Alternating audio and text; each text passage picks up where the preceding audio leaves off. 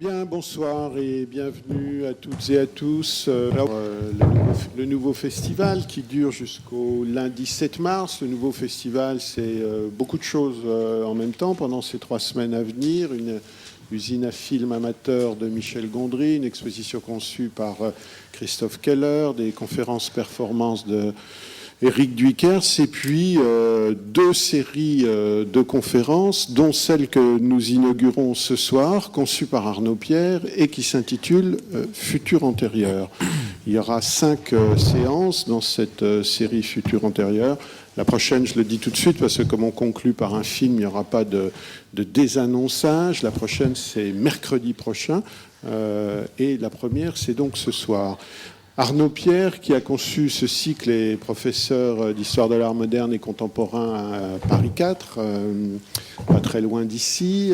C'est un spécialiste du XXe siècle et même du XXIe, comme il va le prouver ce soir. On lui doit un certain nombre d'ouvrages, dont des monographies sur Kupka, sur Picabia ou sur Calder, et puis tout récemment, je crois que c'est son dernier livre, il ne détrompera s'il en a fait un depuis, mais il y a quelques mois, un essai que je vous encourage vivement à lire qui s'intitule Maternité cosmique, sous-titré de Kupka à Kubrick et qui est apparu aux éditions Azan. Je dirais qu'Arnaud Pierre, je rappellerai simplement qu'il est aussi le directeur avec Pierre Denand et Michel Gauthier de la revue 2027, revue annuelle qui vient de publier son 5e numéro, dans laquelle il a régulièrement publié, notamment sur Vincent Lamourou dans le numéro 2 et sur Xavier Veillant dans le numéro 5, celui de 2011 qui paraît ces jours-ci. Alors c'est un heureux hasard puisqu'il reçoit ce soir Vincent Lamourou et Xavier Veillant. Voilà, je leur passe la parole. Merci. Oui, donc je suis accompagné en effet de Vincent Lamourou et de Xavier Veillant, que je remercie de s'être prêté au jeu. Certains d'entre vous sont peut-être venus en attendant une sorte de conférence inaugurale qui aura lieu, mais à la fin, ce sera plutôt donc une interlocution conclusive. Donc en raison d'un problème de date, nous avons dû inverser un petit peu l'ordre des 2 séances qui ouvrent et qui ferment le cycle. Donc ce cycle de table ronde, futur antérieur, voudrait en fait prendre acte de l'apparition dans le champ de l'art actuel, d'une certaine tendance que j'aurais envie d'appeler archéomoderniste ou rétrofuturiste, en hommage d'ailleurs peut-être à Vincent Lamourou qui m'avait soufflé cet adjectif il y a déjà quelques années, donc lorsque je préparais ce texte sur son travail. En tout cas, donc un certain nombre de pratiques et de démarches semblent se référer aujourd'hui, d'une manière ou d'une autre, à certains moments originaires de la modernité esthétique ou scientifique et technologique. Et j'appellerai donc archéomodernisme cette inclination relativement récente, il me semble, et à tendance rétrocipative plutôt qu'anticipative, à aller solliciter l'imaginaire de la modernité, à réactiver sa tension vers le futur, à travers certaines de ses anciennes incarnations ou à travers certains de ses objets les plus emblématiques, bien qu'aujourd'hui éventuellement frappés d'obsolescence. L'archéomodernisme serait ainsi bien souvent un moyen de reparler du futur en mettant à nouveau en circulation d'anciennes images du progrès, d'anciennes images du futur, donc une façon de recycler des objets et des représentations apparues autrefois dans un contexte aveniriste, que ce soit celui des sciences, de la technique, des utopies sociopolitiques ou des avant-gardes artistiques. L'archéomodernisme me semble donc inséparable d'une forme de prise de conscience historique, celle que la modernité, qui se vivait donc comme projection vers le futur, se connaît et se vit désormais dotée d'un passé, d'une histoire longue et nuancée.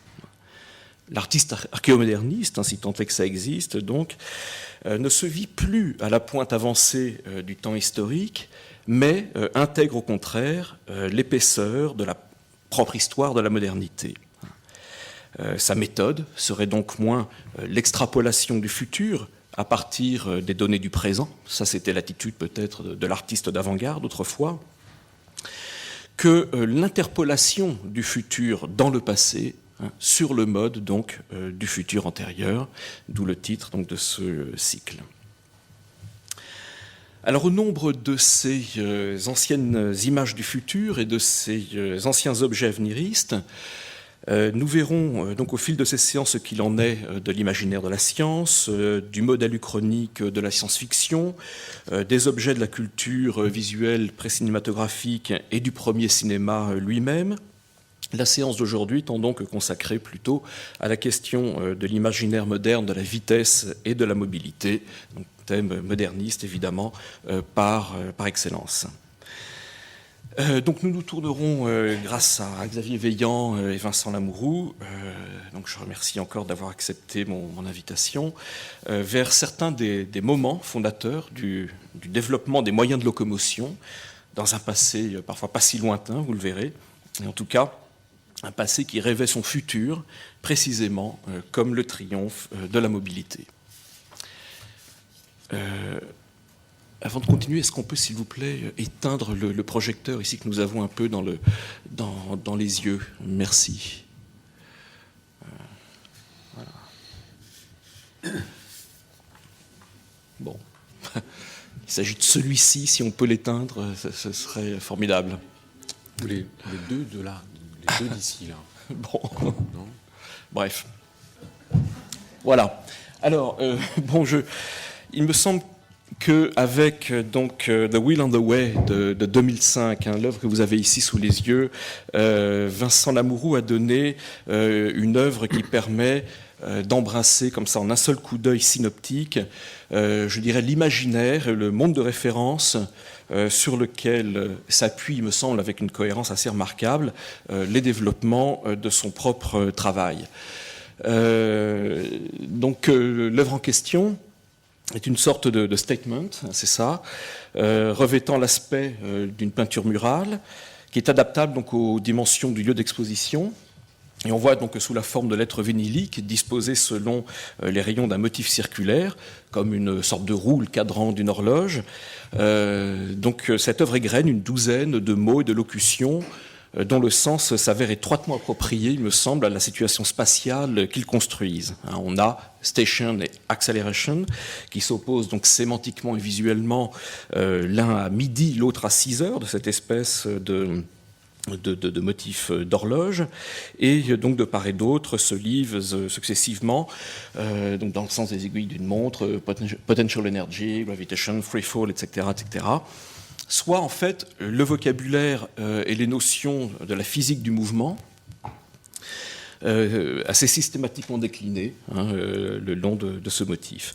Et inscrit en outre de telle manière, en partant du centre vers la périphérie, qu'ils organisent une sorte de fuite du regard et un entraînement de la vision dont la conséquence sensible est d'assimiler l'observateur tout entier à la chose évoquée et de le faire participer du monde des mobiles ainsi décrit. Ainsi, The Wheel on the Way, par excellence, l'œuvre qui parle de l'œuvre, en fait, chez Vincent Lamourou, et qui la met en abîme. Qui est une pièce aussi un peu à part au sein de mon travail. En fait, oui. Ça fait partie des rares pièces textuelles, ou du moins avec un contenu textuel. Ce qui renforce donc effectivement, oui, sa dimension comme ça de statement général, valable en fait pour un grand nombre des propositions portées par le travail de Vincent. Donc, effectivement, depuis le début des années 2000, en fait, le moment donc, où Vincent arrive et émerge sur la scène artistique, celui-ci s'est consacré à l'invention d'autant d'objets, d'installations et d'environnements qui se présentent donc, comme autant de structures de vitesse et de mise en mouvement du spectateur. Et donc on a un exemple, il me semble, remarquable de cela avec Scape de 2005-2006, qui a été installé donc, en sa première occurrence au MAMCO à Genève en 2005, et que vous voyez aussi dans une autre configuration au Palais de Tokyo à Paris dans le cadre de l'exposition 5 milliards d'années, où l'ossature métallique que vous voyez faisait retour sur elle-même, allait jusqu'à traverser en fait la paroi du lieu en deux endroits, en dessinant donc la figure gigantesque d'un 8. Alors, le 8, le signe de l'infini peut-être, mais aussi bien le grand 8, bien sûr, des parcs d'attractions et des rampes de roller coaster, qui est l'une des références avouées de l'œuvre. Avec peut-être aussi donc, les glissières tubulaires qui conduisent la bile d'acier des flippers, n'est-ce pas ?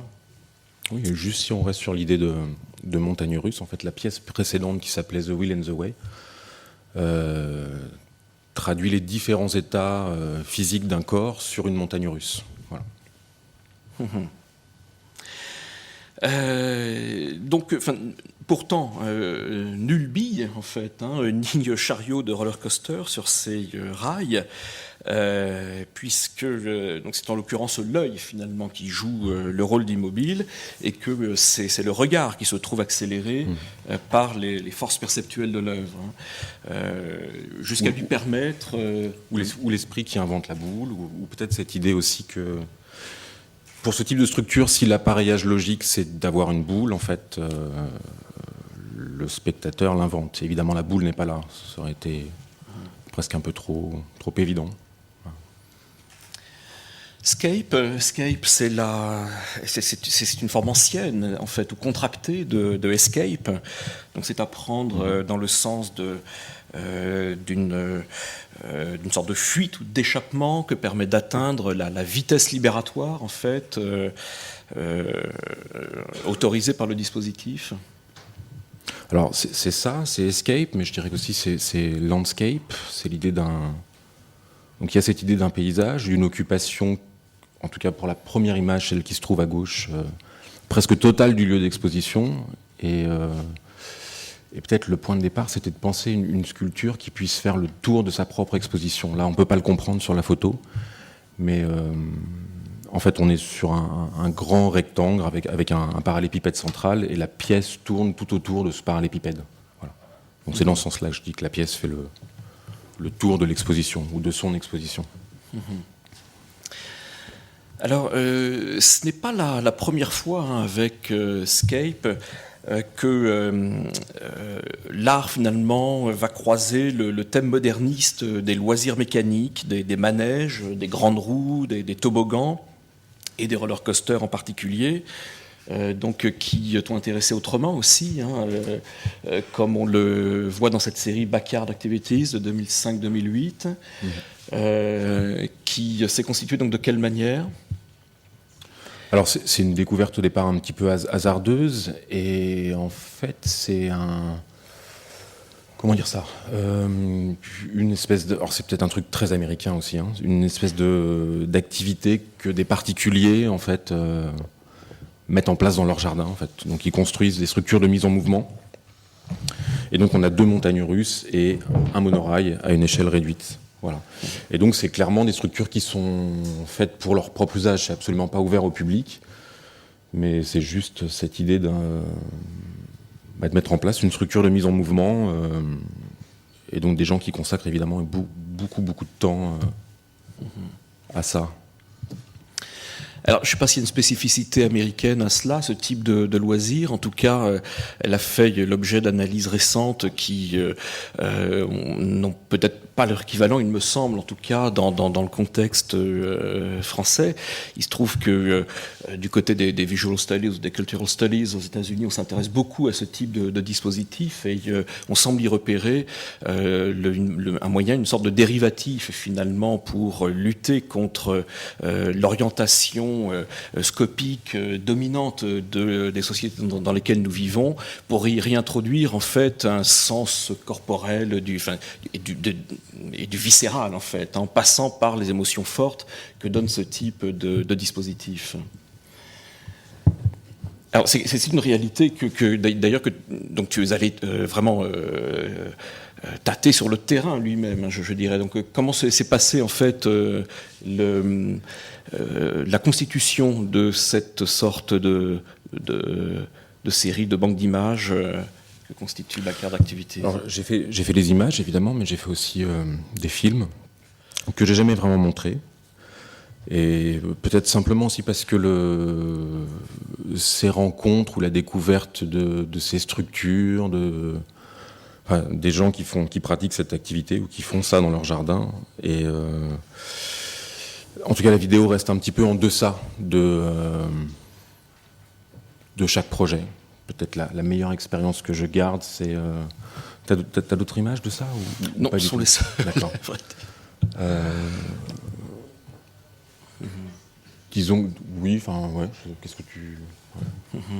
Alors, comment ça se passe? On rentre chez les gens comme ça, on leur demande Non, alors j'avais pris préalablement contact avec eux. En fait, c'est vraiment une activité de jardin, c'est-à-dire que tout est bricolé. En fait, même si ça a l'air très technique, en tout cas celui qui se trouve à droite, donc la grande image qui se trouve à droite, ce sont des pièces qui sont rapportées d'une usine où travaille la personne, donc le propriétaire de la maison. La voiture, en fait, c'est une tondeuse à gazon avec un siège de voiture Ford, je crois, un truc comme ça. Donc c'est vraiment une espèce de ritournelle, en fait, sur une activité détachée du travail, sur une activité de temps libre. Et ça s'inscrit vraiment dans la durée aussi, ce type de construction, enfin dans le temps. Voilà. Alors, effectivement, ces choses se relient, il me semble, totalement à notre thématique, dans la mesure, comme je le disais, donc, au fond, tout l'art de l'avant-garde s'est intéressé à ce type d'objet auparavant. Donc, les avant-gardes historiques, bien entendu, qui ont entretenu comme ça cette relation avec les loisirs populaires. Donc, on peut penser, bien sûr, à Robert et Seigneur de Launay, le manège de cochons, etc., dans les années 1910 en France, Joseph Stella à peu près au même moment aux États-Unis, qui réalisait donc des peintures qui sont inspirées des attractions de Coney Island. D'ailleurs, vous voyez ici donc le cyclone, hein, une des attractions les plus célèbres et les plus anciennes donc de Coney Island que tu connais d'ailleurs. Ouais. Bah, disons, j'en ai. Avant même, en fait, le projet qui s'appelait Backyard Activities, avant, en fait, j'ai passé à un moment où je passais pas mal de temps aux États-Unis. J'ai visité énormément de parcs d'attractions et le plus souvent dans une période qui était hors saison, donc au moment où en fait tous ces lieux sont désaffectés, où il n'y a plus du tout de public, en fait, ce qui est aussi peut-être le meilleur moyen d'envisager toutes ces formes et toutes ces constructions comme de grandes et magnifiques sculptures. Alors un des grands moments de cette rencontre entre expression avant-gardiste et puis donc ces loisirs populaires, c'est je crois cette fameuse séquence du film de René Clair et de Francis Picabia, Entr'acte, de 1924, qui donc narre une histoire assez rocambolesque de magiciens décédés et dont la caméra va suivre les pérégrinations du cercueil, et notamment donc on voit le convoi mortuaire à un moment entraîné dans une espèce de course frénétique sur les rails d'un Grand 8. Donc, ce qui occasionne toutes sortes d'effets, puisque donc la caméra enregistre les plongées comme ça de la voiture, du petit chariot, les virages brusques, le défilement des traverses et des supports, les accélérations intenses aussi du champ visuel, toute la perte de repères qui était ainsi occasionnée, étant accentuée par toutes sortes d'effets spéciaux, donc comme le dédoublement ou la superposition des images. En outre, cette séquence donc était filmée par une caméra arrimée dans l'un des chariots du Grand 8 et peut être donc vue finalement comme une espèce de mise en abîme de l'une des composantes fondamentales du langage cinématographique, hein, qui est le travelling, dont les possibilités sont ici poussées jusqu'à une forme d'hystéroscopique. Alors, le modèle du roller coaster n'est pas le seul donc, qui était retenu. Hein, il y a aussi celui du skatepark et qui se révèle en fait dans la série des sols à partir de 2002. Donc installations qui ont été conçues comme des moyens de déstabiliser, selon toi, la perception de celui qui veut expérimenter la gravité, le poids de son corps, chorégraphié par la mise en mouvement que permet la construction. Oui. Qu'est-ce que tu veux que je dise par rapport à tout ça ? l'origine de... Alors oui, le point de départ, mais c'est un point de départ évident aussi, de penser que ça s'apparente formellement à une rampe de skateboard. Bon, peut-être que ça va dans toutes les directions. Donc, techniquement, il y a une petite complexité à jouer à chaque fois, mais ça devient presque intéressant. Mais si je dois la rattacher formellement de la même manière que cette pièce qui s'appelle Scape, on la rattache comme ça à la montagne russe ou à l'idée d'une rampe de flipper qui conduit la boule, et ben là on pourrait tout aussi bien penser à une espèce de terrain de golf en bois. Voilà, mais après ça c'est vraiment donc une architecture de mise en mouvement à la fois pour le corps et pour l'imaginaire aussi. En fait, cette pièce elle est réalisée en bois brut et peut-être nécessairement elle s'apparente à quelque chose qui serait presque inachevé. Et cet inachèvement en fait contribue à l'idée peut-être pour le spectateur qui peut la prolonger ou se l'approprier. Voilà. Donc évidemment, dès lors qu'on se retrouve sur donc c'est un ensemble de bosses en fait avec un système de courbes et de contre-courbes. Et dès lors qu'on se retrouve sur une bosse, et que l'on essaye d'en descendre, évidemment le corps est accéléré. Pour monter, c'est l'inverse. Il y a tout un jeu de relations qui s'installe avec l'autre, puisqu'on peut se retrouver très très proche de quelqu'un à peut-être 50 cm, et être sur le coup beaucoup plus bas ou beaucoup plus haut. Et peut-être ce qui est important de dire, c'est que cette pièce est installée ici, au Centre Georges Pompidou, en 2009, dans le cadre du premier nouveau festival. Voilà. Donc ça, c'était dans le forum, là, juste à côté, en fait, en arrivant. Et pour le coup, c'était la pièce réalisée dans ses plus grandes dimensions, à savoir qu'elle s'étendait sur à peu près 350 mètres carrés. Quand tu dis que les gens se l'approprient, d'ailleurs, effectivement, ils s'en servent aussi pour, au fond, pour un usage presque contradictoire. Et beaucoup l'expérience l'a montré, et quelques photos n'ont circulé aussi de ces spectateurs qui l'utilisent pour s'y allonger, en fait, et pour donc éviter d'une certaine manière la mise en mouvement, pour s'y soustraire. Oui, c'est-à-dire que je pense que la pièce n'existe pas si elle n'est pas expérimentée. En tant qu'image, elle n'est pas... et surtout là, on le voit bien, en fait, c'est difficilement compréhensible ou peut-être même pas très intéressant. Mais donc, elle se doit d'être éprouvée par le spectateur. Évidemment, la mobilité, le déplacement, c'est une chose importante, mais je veux dire que si les gens ont envie de s'allonger, de s'asseoir et de se détendre, je peux évidemment pas le verrouiller. Voilà. Bon, j'en arrive à notre... Mais je crois que même si on... Non, c'est bon. Voilà. Pardon. Oui, donc j'en arrive au premier d'une série de véhicules qui va nous retenir un petit peu ce soir, avec donc une œuvre qui... autour duquel donc toute une compréhension de ton travail s'est organisée en fait, qui est apparu vraiment comme assez centrale même dès le moment où il est apparu, donc en 2002. Il s'agit donc de Pentacycle, un projet, une œuvre réalisée en collaboration avec Raphaël Zarka. Donc vous le voyez, le Pentacycle, c'est ce véhicule un petit peu archaïque finalement, constitué d'un châssis tubulaire. Il est muni de 5 roues en caoutchouc. Il y a un pédalier qui permet d'entraîner la roue avant. Et donc cette forme étrange s'explique en fait parce que sa structure est censée s'adapter exactement donc à un seul endroit bien spécifique. C'est le monorail en béton à profil de T inversé que vous apercevez donc sur cette photo, qui s'étend sur 18 km dans la campagne orléanaise et qui avait donc été construit pour accueillir les expériences de l'aérotrain, cette série de véhicules sur coussin d'air, aux lignes, alors là par contre évidemment totalement futuristes, qui avait été développé dans les années 60 et 70 par l'ingénieur Jean Bertin, avec d'ailleurs d'assez importantes réussites à ce moment-là, puisque avant d'être abandonné sous la pression économique au moment en fait du premier choc pétrolier, l'un des derniers prototypes de l'aérotrain, qui était à cette époque équipé d'un turboréacteur de Caravelle, avait atteint la vitesse de 428 km/h. Et c'est resté un record de vitesse pendant très longtemps, enfin de monorail sur coussin d'air.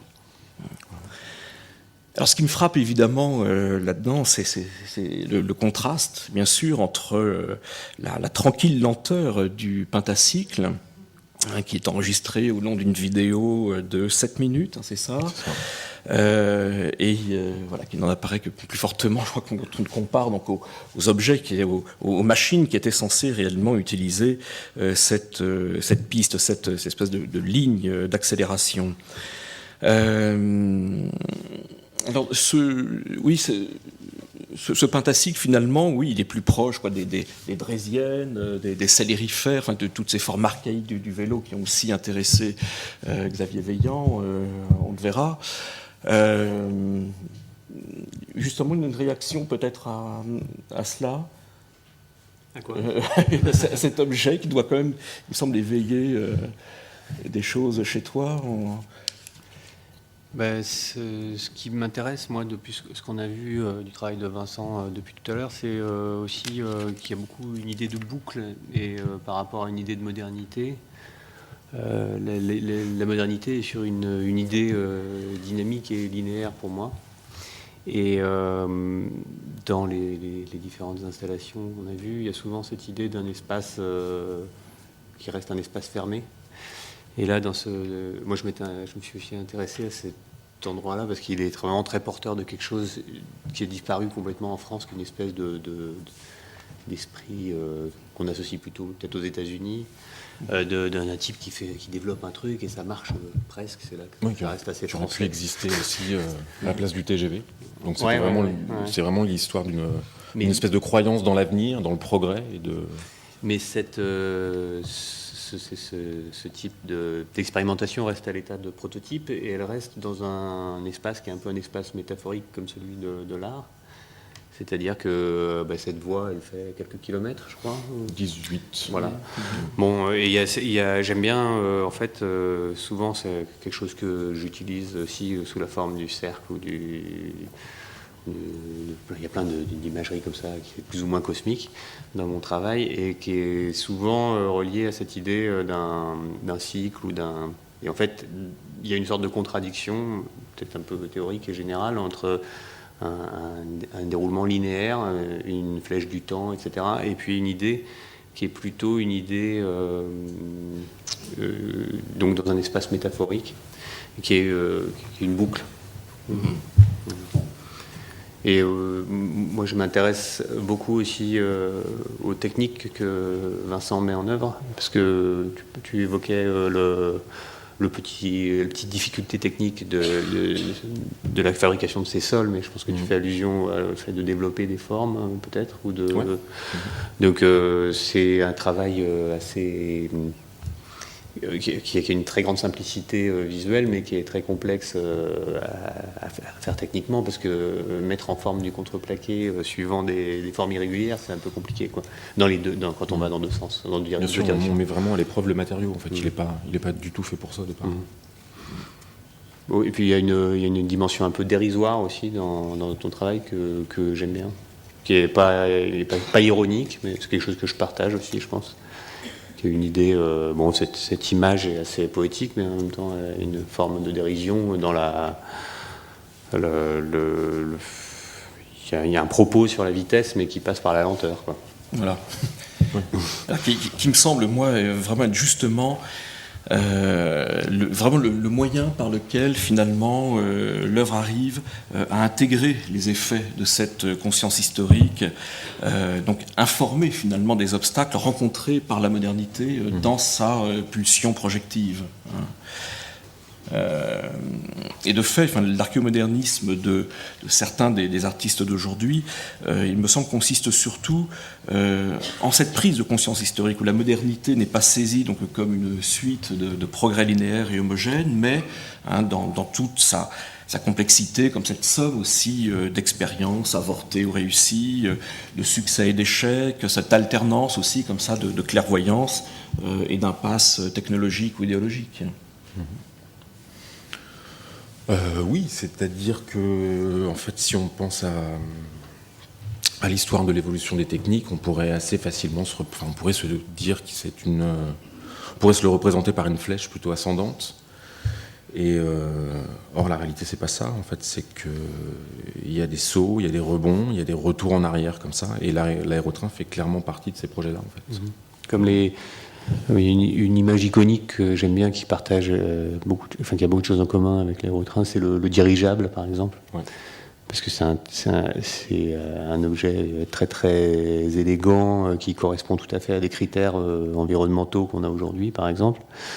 Et en même temps, l'histoire du dirigeable, il y a un moment où on pensait tous se déplacer en dirigeable, quoi. Et ça reste une sorte d'objet obsolète, mais sympathique. On l'utilise pour une espèce de douceur, dans l'idée d'évoluer comme ça. C'est un objet de la même famille pour moi. C'est vrai. Et donc l'histoire s'interrompt donc brutalement en raison donc des Petite fuite. Oui, voilà, des échecs connus à la fin des années 30 par certains de ces plus beaux exemples. À propos donc justement de ces objets à l'histoire faite à la fois justement donc de réussite et d'échec. Pourquoi ne pas parler donc de la série des Firebird, hein, donc ces 3 concept cars développés par la firme General Motors dans les années 1950 et dont Vincent va nous parler, je crois, un petit peu plus précisément, puisque il y a justement là un projet en cours qui tourne autour donc de ces voitures devenues donc absolument mythiques. Voilà. D'accord. Alors, la Firebird, c'est pour le coup, alors oui, on parle du futur, d'un passé qui se serait pas produit. En fait, là, je vais faire presque l'inverse, parce que je vais parler d'un futur qui va se produire. Et une fois que ce sera fait, une fois qu'on en aura parlé, une fois que j'en aurai parlé, ça deviendra du passé. Mais donc voilà, c'est une pièce qui... tu peux mettre en plein écran et peut-être partir tout de suite. Le point de départ du projet, en fait, c'est donc ce véhicule qui s'appelle la Firebird, précisément la numéro 3, c'est celle qui se trouve la plus à droite, et qui est donc l'ultime modèle de Dream Car, en fait, et la parfaite incarnation des visions futuristes telles qu'elles ont pu exister à la fois au cinéma, dans la littérature, dans les comics aussi, et surtout dans l'imaginaire collectif des années 50 et 60. Je parlais du comics, non pas que ça m'intéresse beaucoup, mais en fait le critique d'architecture Rainer Banham parle de l'influence du comics et précisément de Flash Gordon dans le design des années 50 et 60. En fait, et que tout ça rend possible en fait à la fois un rêve de vitesse, un rêve de luxe, de splendeur, de grandeur, mais aussi un rêve de progrès et de changement. Et donc voilà, et donc la Firebird, donc celle qui se trouve à droite, hein, qui a l'apparence peut-être d'une voiture un peu comme, je sais pas, la voiture de Batman, un peu, un truc comme ça, on pourrait dire ça. Et l'apogée en fait et le paroxysme d'un style en fait assez fou, voilà. Qui mêle la voiture et la fusée finalement. Exactement. Et en fait, et c'est presque une. Évidemment, ces voitures en fait, ont existé que comme des concept cars. En fait, elles ont été tirées peut-être chacune à 3 exemplaires. Voilà. Et donc ça, c'est le point de départ du projet, en fait. Donc c'est clairement des véhicules qui étaient destinés à séduire au premier coup d'œil. Et celui qui se trouve à droite, en fait, les lignes sont très acérées. En fait, il y a des espèces d'ailerons qui sont surjoués, qui sont triomphants, comme ça, et qui rapprochent l'objet donc comme tu disais, Arnaud, en fait, d'une fusée ou d'un avion, en fait. Voilà. Et c'est dans ce mélange que s'exprime l'idée de vitesse. Et en même temps, je dirais qu'il y a presque une autre idée de vitesse, c'est-à-dire que donc il y a la vitesse physique, celle qui nous permet de nous déplacer d'un point A à un point B, et une autre sorte de vitesse qui serait plus une une vitesse métaphysique, en fait, celle du saut ou de la modification qualitative entre la réalité de l'automobile telle qu'elle peut exister à une époque et la projection, en fait, de ce véhicule, parce qu'il indique que peut-être c'est ce qui se devrait d'exister, c'est ce qui pourrait exister. Voilà. Donc c'est aussi, en fait, cette forme de vitesse qui m'intéresse. Et si on pense que la vitesse est un attribut du mouvement, et que le mouvement, en fait, c'est un changement, et pas nécessairement, comme je le disais, en fait, le déplacement d'un point A à un point B, eh ben, on a voilà, presque une espèce de saut qualitatif, en fait. Voilà.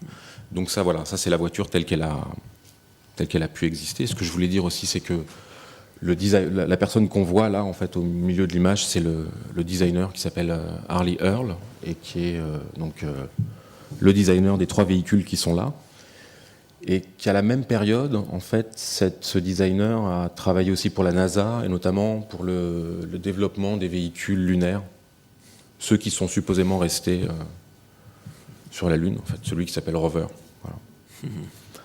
Voilà. Voilà. Donc,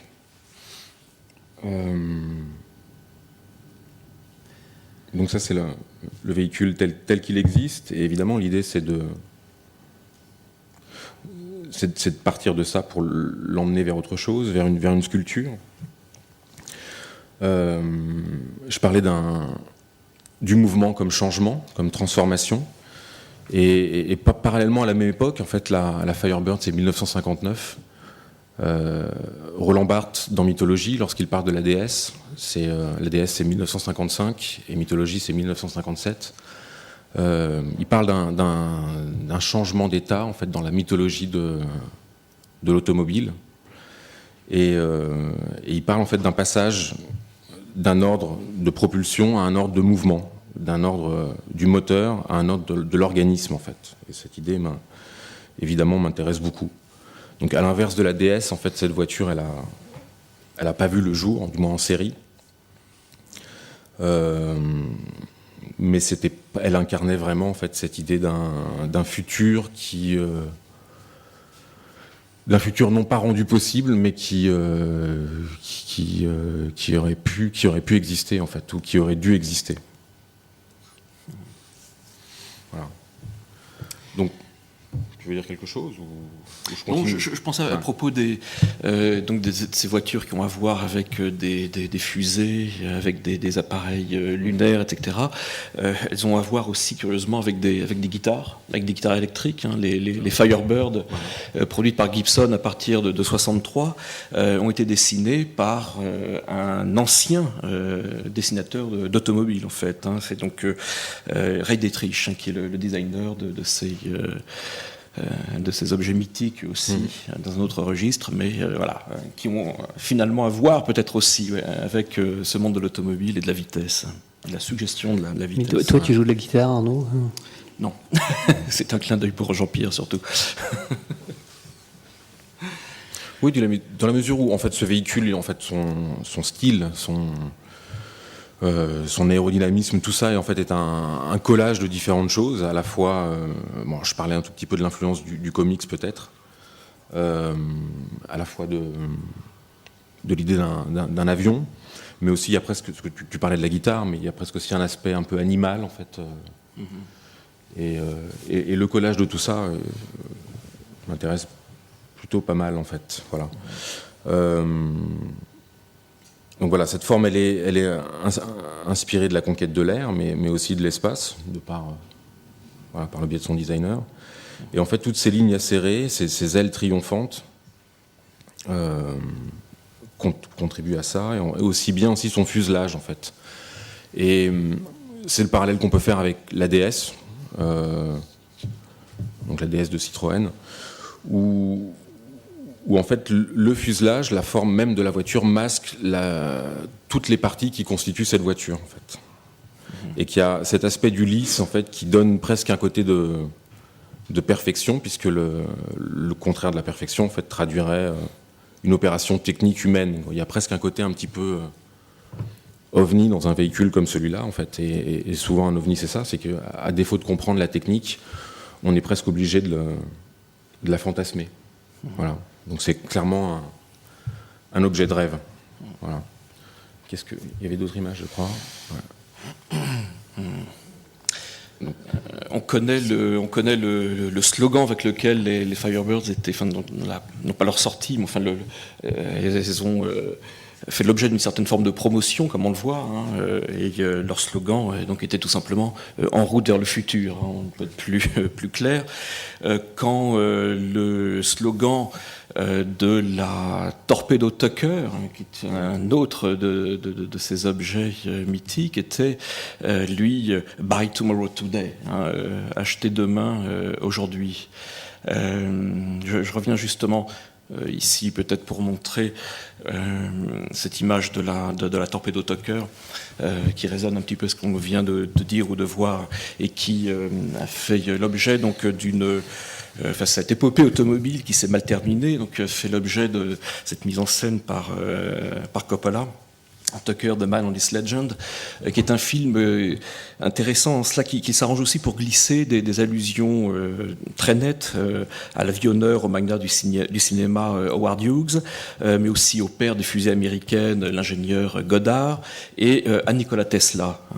Donc soit une galerie de personnages, une espèce de panthéon de figures comme ça importantes, qui est aussi celui que pas mal d'artistes, archéomodernistes aujourd'hui partagent. Alors, voilà, il me semble que dans cette série de véhicules que nous avons commencé à examiner, il y a une œuvre tout à fait importante et séminale. Enfin, c'est la Ford T, 1997-1999. Cette œuvre, qu'il me semble, on peut tenir à plusieurs titres pour révélatrice et même peut-être initiatrice du regain d'attention que beaucoup d'artistes ont commencé vers cette époque à porter à l'égard du haut modernisme, de certains de ses points de repère matériels. Donc ici, c'est bien sûr la réplique du célèbre véhicule des usines Ford, produit donc à 15 millions d'exemplaires entre 1908 et 1927. Donc ça n'est pas nécessairement un objet, même pas du tout spécialement futuriste, mais qui a incarné malgré tout l'idée d'une transformation de la société, d'une certaine forme de progrès, lié notamment au progrès de la condition ouvrière dans les usines Ford. Et cette reconstruction, donc, elle est faite autour d'un moteur d'origine, c'est ça ? Oui. Puisqu'elle fonctionne.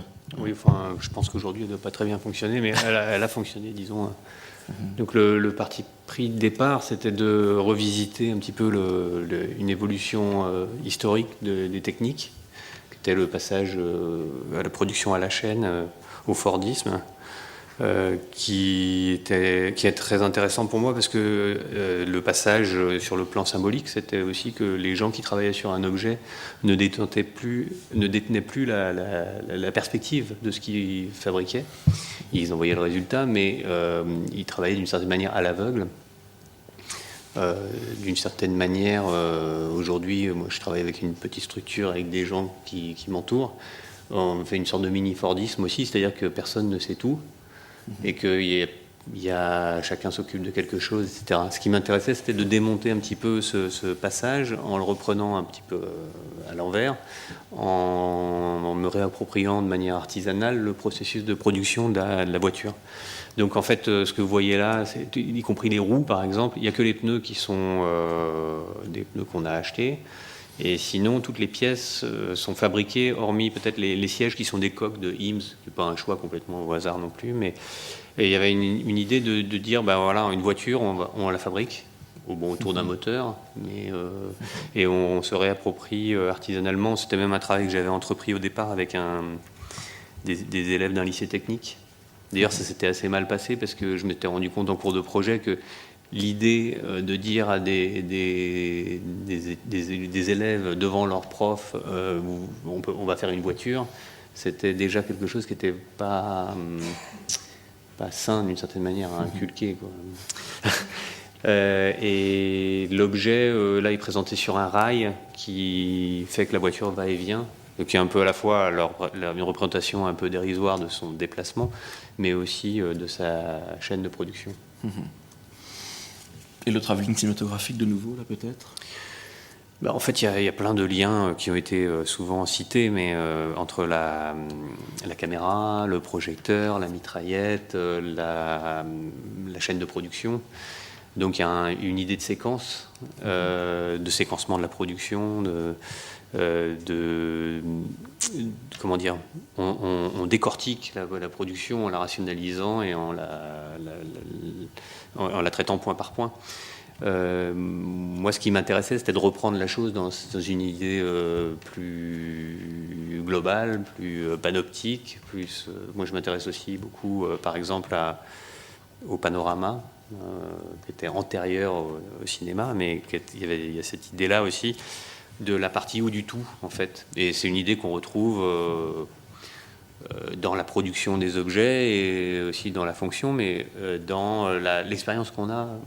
Moi, j'aime beaucoup des sports de glisse ou des choses qui sont liées à la vitesse, parce que la perception qu'on a n'est pas une perception statique, mais une perception dynamique, où c'est plus l'enchaînement des visions qui est important plutôt qu'une vision contemplative statique. Mais d'ailleurs, c'est pas tellement un choix ni un postulat, c'est une réalité. C'est-à-dire que on croit toujours que le mouvement serait l'exception. Or, c'est l'immobilité qui est, enfin, scientifiquement, c'est très très compliqué de toucher à l'immobilité, alors que le mouvement est partout. On est en train on est dans une chute permanente. Les éléments sont en mouvement en permanence les uns par rapport aux autres, et leur inertie n'est qu'une sorte presque de voile qu'on jette sur eux pour supposer qu'ils sont tranquilles et qu'ils sont, en fait, tout bouge.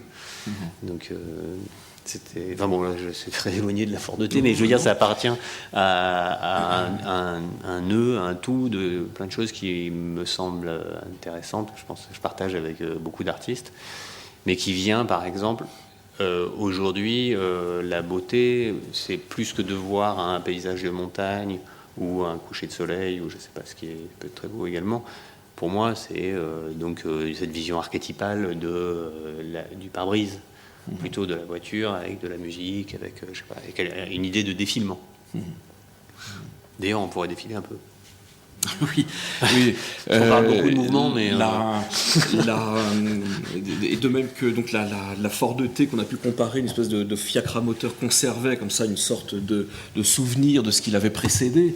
Je crois que l'écartement de ces roues, de ces essieux était calculé sur celui des diligences pour s'assurer que la Ford passera dans les mêmes endroits, dans les mêmes chemins.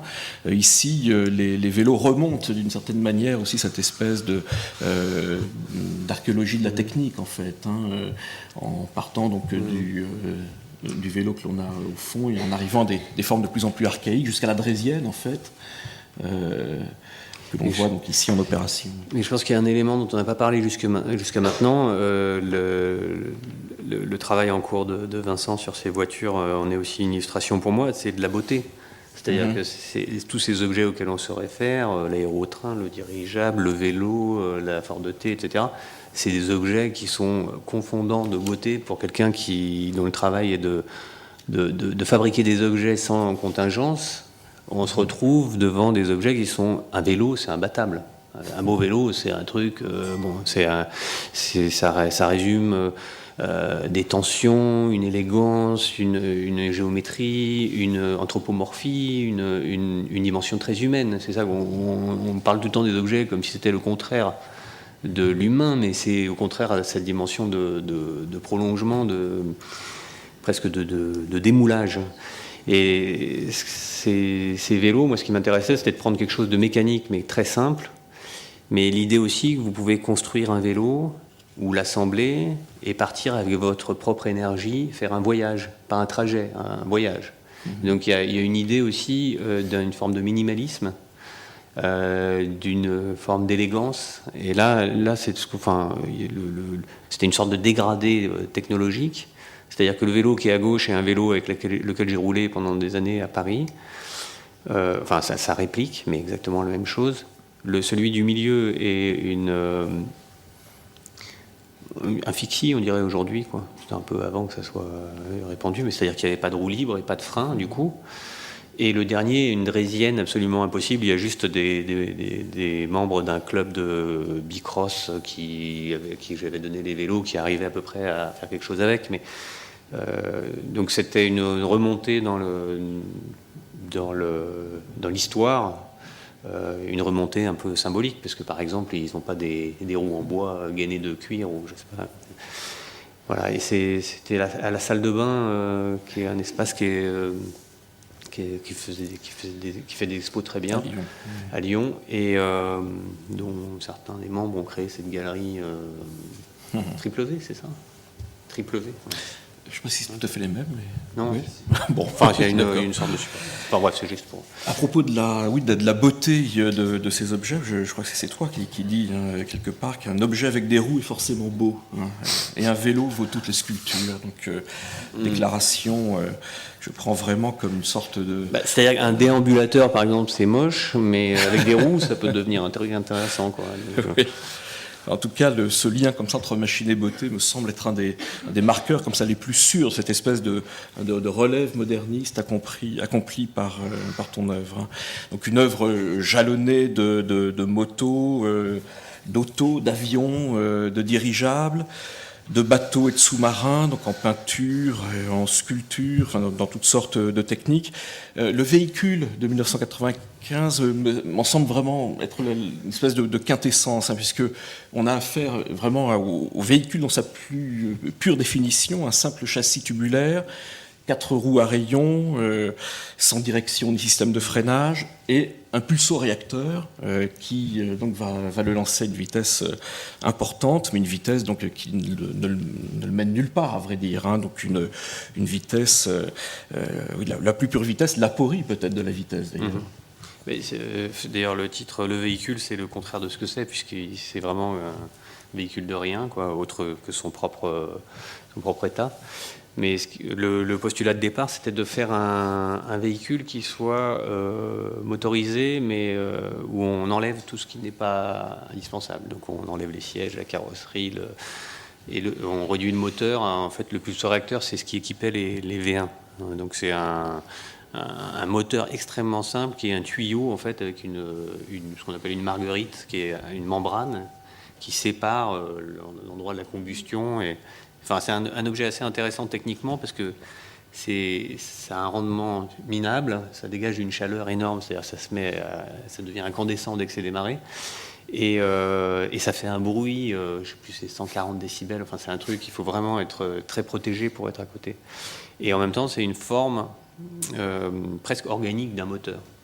Hein, il n'y a aucune pièce en mouvement, il n'y a que cette membrane au milieu. Ça démarre avec de l'air comprimé. Enfin bon, je peux rentrer. Mais c'est un truc intéressant parce que il y a un côté vraiment primitif là-dedans, qui est en même temps extrêmement élégant parce qu'il y a peu de pièces, donc il n'y a pas d'usure. Enfin, il y a des choses comme ça. Alors, le dernier de ces véhicules, ce serait peut-être, c'est bien celui-ci, en fait, cette sorte de sculpture flottante et motorisée elle-même. C'est un de mes amis qui s'appelle Yorgo Tloupas qui fait un magazine sur les voitures qui s'appelle Intersection, un magazine très intéressant, et qui m'a présenté un jeune type qui s'appelle John Dudland, qui voulait qui me proposait de faire un bateau. Donc je lui ai dit oui, ok, on va le faire, mais il faut que ça se fasse vite, et on l'a fait effectivement assez vite avec un chantier naval qui s'appelle Froscher en Autriche. Et c'était assez intéressant comme projet parce que leur idée était d'utiliser mon état d'artiste et de sculpteur pour faire une sculpture nautique, ce que j'acceptais, mais en fait moi ce qui m'intéressait c'était de faire un bateau, c'était pas du tout de faire une sculpture. Donc il y avait une sorte c'était pas vraiment un malentendu parce qu'il était énoncé dès le départ, mais c'était une zone de recouvrement, disons, dans le projet. Et ce qui, moi, m'intéresse aussi, d'une manière générale, c'est que souvent je cite des choses où j'y pense, où je les dessine, où je les représente. Et puis, quelques temps après, je les mets en pratique, ou je les actionne, parce que finalement, pour moi, l'idée de la représentation n'est pas uniquement un état statique, mais c'est aussi, il y a une sorte de zone un peu, on ne sait pas trop, entre deux choses, entre un objet vraiment utilisable et sa représentation. Par exemple, les voitures aujourd'hui sont contingentées par des règles qui font qu'elles ont cette forme, mais il y a aussi une idée de la voiture qui apparaît visuellement dans les choses, et on pourrait faire des voitures qui seraient sûrement des grands échecs commerciaux, mais qui seraient beaucoup mieux adaptées à certaines fonctionnalités aujourd'hui. Donc moi, ce qui m'intéressait là, c'était de prendre un bateau, de le réduire vraiment à sa plus simple expression, et c'est un bateau assez léger, assez puissant, assez rapide. Moi, je m'intéresse plutôt aux bateaux à voile, mais là, il y a un côté, c'est comme une sorte de gros scooter, c'est un T-Max de la mer, quoi. Et il y a c'est un outil aussi de perception, c'est-à-dire qu'il n'y a plus de pare-brise, il n'y a plus de... Et c'est-à-dire que l'expérience qu'on a sur l'eau est très différente d'un bateau plus classique et moins épuré, disons. On est en contact plus direct avec les éléments. Bon, il avait un petit antécédent. Voilà. Ce C'est bateau, un bon évidemment, exemple de l'activation. Voilà, Donc c'est une vue de l'exposition qui s'était tenue à l'Espace 75 au Centre Pompidou en 2004, où l'on voyait déjà ce bateau pneumatique lancé à plein moteur dans un espace qui était artificiellement prolongé derrière lui par une surface réfléchissante. On voit que j'ai vachement moins réussi le sol que Vincent. C'est plus anguleux. C'est-à-dire que c'est une exposition où il y avait l'idée du point de vue, de questionner aussi sur qu'est-ce que c'est qu'être dans une situation et comment cette situation est relative à l'endroit où on se place.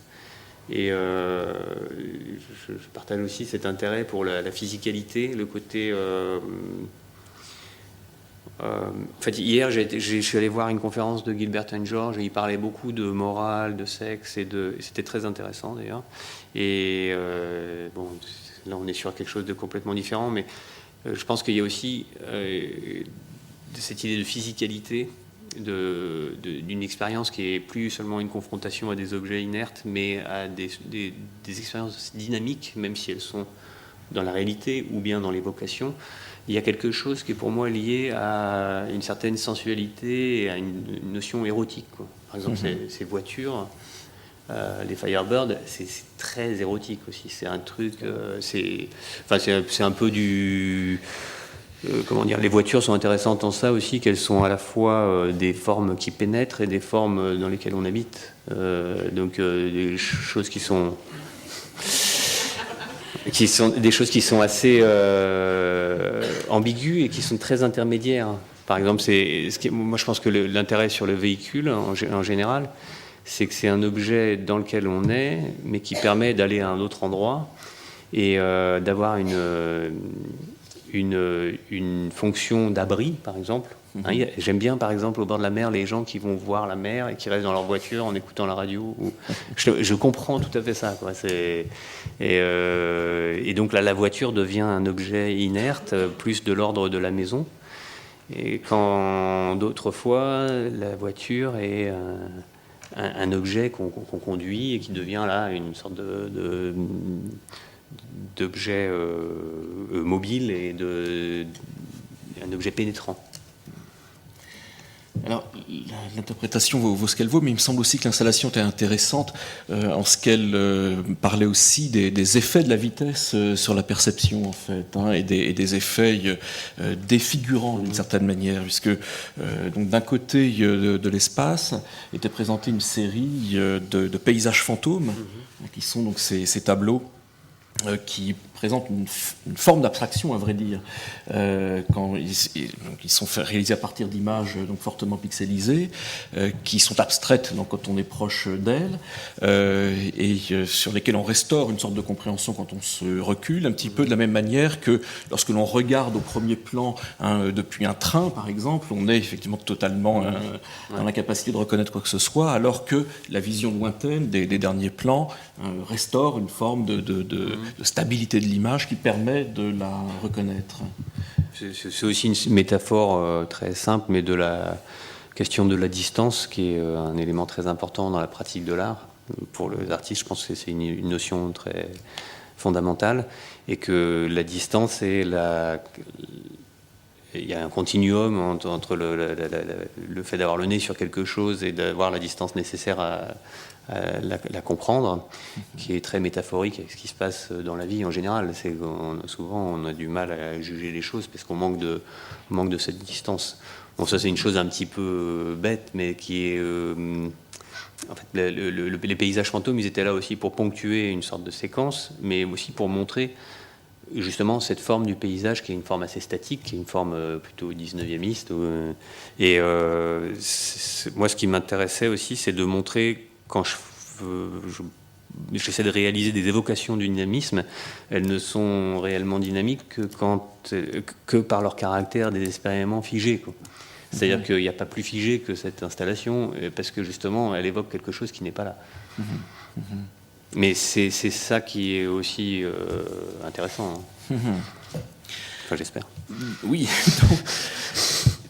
Donc si cette espèce si la vision comme ça à travers la vitesse n'enregistre plus du paysage, donc que ces images, donc d'une certaine manière défigurées, comme je le disais, donc réduites par la vitesse à l'état spectral d'ailleurs que signale le titre, image fantôme. C'est donc en fait il y a aussi une forme de surnaturel peut-être qui arrive en fait avec la vitesse, à la faveur de la vitesse. Ce que qualifie bien, il me semble, l'idée d'image fantôme que l'on trouve d'ailleurs chez toi, non pas seulement associée d'ailleurs à ces œuvres, mais encore à d'autres. Et peut-être donc que le terme est à prendre au pied de la lettre, parce que le sujet moderne donc qui a fait l'épreuve de la vitesse, qui a subi au fond le choc de la vie mécanisée, il est exposé en permanence donc à cette espèce d'hallucination provoquée par la vitesse. Sa conscience est peut-être régulièrement hantée comme ça par des visions fantastiques, celles qui naissent de la magie de la vitesse. Oui, mais on est aussi dans des systèmes de représentation, enfin l'ère numérique et tout le tralala, font qu'on est aussi devant des générations d'images. Là, je représente un paysage qui est une photographie, qui est traitée sur un panneau, qui est ensuite photographiée dans une exposition, qui est maintenant projetée sur un vidéoprojecteur, etc. Et bon, on est dans des espèces de couches comme ça, et dans ces couches, en fait, il y a une sorte de profondeur dans la réalité qui apparaît et qui est peuplée de fantômes. De fantômes, et pas du tout sur un plan mystique pour moi. C'est plutôt l'idée de la rémanence et de j'ai vu cette personne quelque part.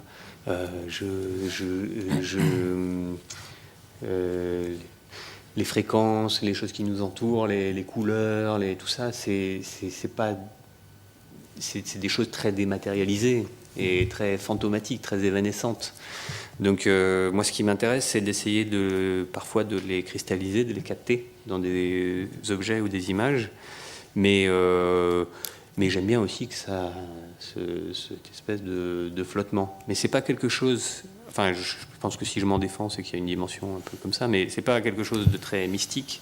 C'est plutôt quelque chose de l'ordre de la mécanique et de l'ordre des phénomènes de perception en général, qui sont pour moi des grandes énigmes et qui sont aussi la raison pour laquelle je fais ce travail. C'est-à-dire, le questionnement, c'est de savoir est-ce que les gens vont se mettre d'accord sur ce qu'ils voient d'une certaine manière. Et ça, la vision, cette idée de réduction de la vision avec très peu d'informations, la nécessité de la distance, etc., c'est aussi de créer une situation, d'aborder une réalité qui est la réalité, comme je disais tout à l'heure, métaphorique, mais de l'exposition, qui est une vraie réalité, et d'une certaine manière de s'entendre sur ce qu'on voit, enfin, si je peux dire. Oui, bon, spectralité est trop fort, mais alors rêverie et vitesse, malgré tout, me semble avoir partie liée dans ton travail. Il me semble que on va s'en rendre compte justement avec Furtivo, avec le film donc Furtivo, où donc pour peut-être commencer, enfin, non pas en dévoiler l'intrigue de toute façon, je pense qu'il n'y en a pas. Ça m'intéresserait. Mais disons, peut-être donner quelques clés au regard. On va donc voir que c'est dans le sommeil finalement de son protagoniste principal, le musicien Sébastien Tellier, qu'apparaissent en fait les objets futuristes qui vont intervenir tour à tour dans le film, donc voiture, piste de vitesse, voilier taillé pour la course, le requin également qui existera réellement, qui semble profilé pour la glisse. Et est-ce que le film tout entier n'apparaît pas finalement comme une espèce de parenthèse onirique entre le moment donc, où germent ces idées d'objets, le moment où on va les voir aussi dans le film et où ils vont exister en fait dans la réalité de l'exposition justement? En fait, la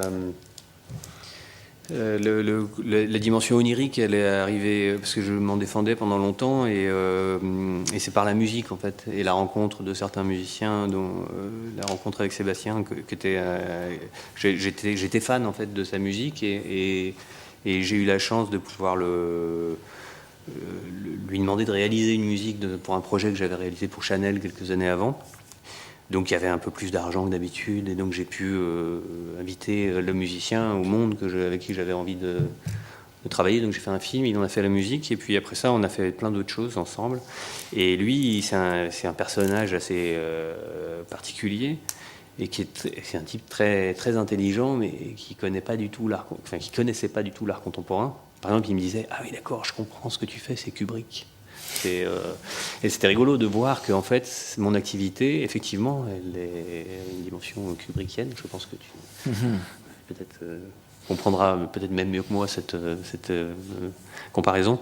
Et en fait, c'est quelqu'un qui est beaucoup plus jeune que moi et qui a une forme de lyrisme très fort et qui est quelque chose, moi je pense par rapport à un truc de génération, la cold wave, je sais pas quoi, on était plutôt dans la retenue.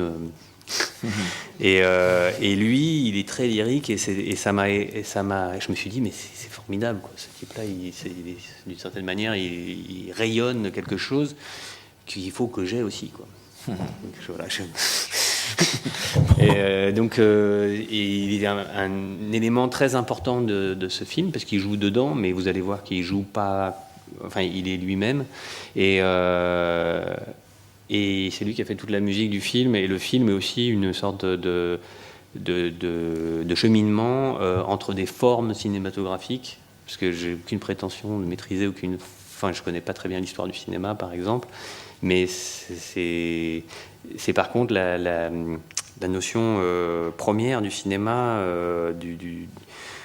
du train qui entre en gare de La Ciotat et justement du passage par exemple des panoramas au cinéma ou de tous les travaux très intéressants de Muybridge ou surtout de Étienne Jules Marais par exemple. C'est cette manière dont je vois le cinéma, mais aussi le cinéma des test best jump sur 10 best jumps sur YouTube. Je vous recommande par exemple la vision très, très dynamique c'est des sauts, des gens qui font des choses complètement folles.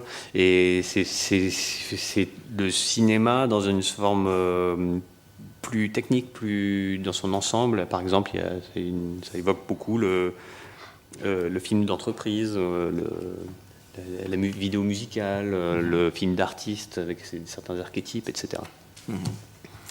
Bon, je tenais vraiment à ce qu'on voit dans ce contexte, ou revoit dans ce contexte particulier Furtivo, parce que il me semble que effectivement, alors le lyrisme, j'en sais rien, enfin en tout cas, grand poème visuel sur le déplacement et la mobilité, donc dont la fluidité, vous allez le voir, effectivement soutenue donc par la bande son de Sébastien Tellier. Et donc on va voir une action traversée de véhicules, donc aussi divers que l'hélicoptère, la voiture, le hors-bord, le bateau de course. L'action donc débute sur le toit de Lingotto, l'immeuble historique de la firme Fiat qui a été construit à Turin entre 1916 et 1922 par l'architecte Giacomo Mattetrucco. Et le bâtiment a vu son statut d'icône du modernisme en fait confirmé quand Le Corbusier en a publié plusieurs images dans les pages de l'Esprit Nouveau d'abord, puis dans Vers une architecture, à la fin de Vers une architecture en 1923.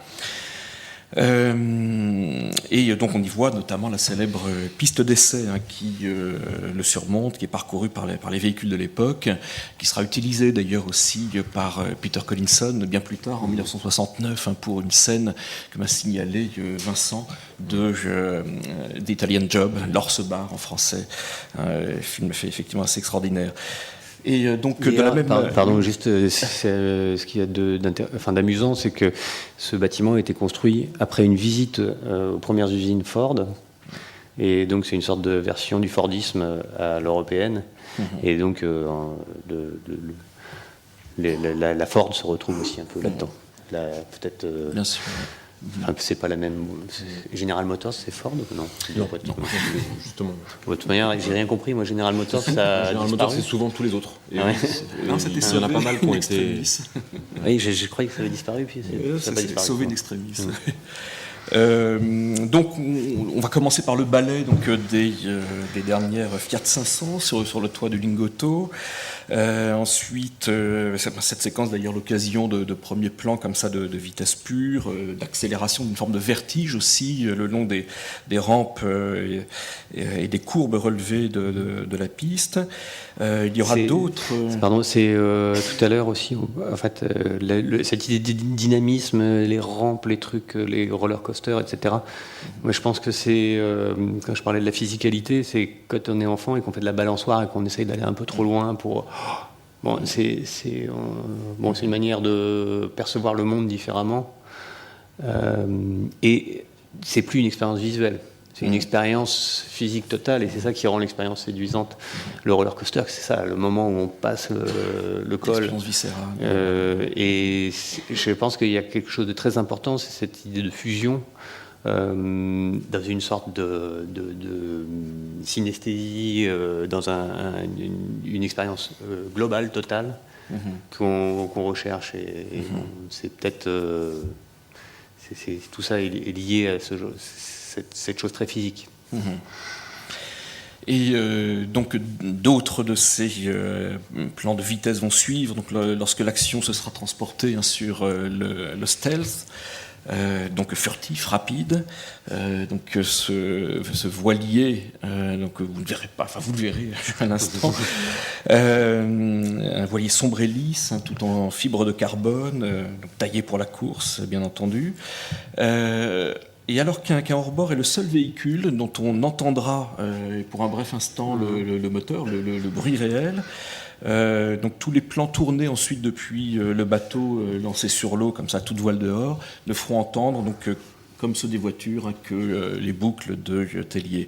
Et donc font droit, donc, comme l'image, comme la musique, donc à cette espèce de fluidité de la vitesse, jusqu'à ne plus enregistrer de nouveau, en fait, que ces sortes d'images fantômes, ces images abstraites du clapot liquide et lumineux qui défilent comme ça le long de la coque. Voilà, donc poème visuel sur le déplacement et la mobilité. C'est un poème de 28 minutes. Définition, oui. Voilà, mais donc encore une fois, je tenais beaucoup à ce qu'il soit présenté comme ça en conclusion de cette table ronde, si je puis dire, voilà, à laquelle je vous remercie encore une fois d'avoir participé. Donc, merci à tous et bon film. Merci.